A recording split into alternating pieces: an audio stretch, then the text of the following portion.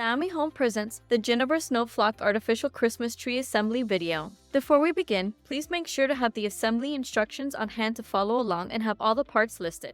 This artificial Christmas tree comes as shown with pre-assembled lighting that makes setting up that much easier. To commence, extend the legs of the stand so they form an X shape.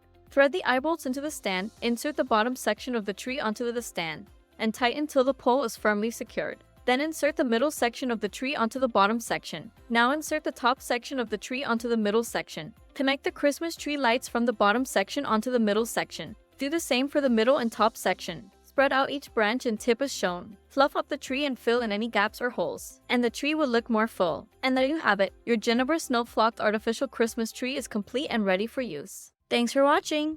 Like, subscribe, and share for more Naomi Home content. You can find the product link and more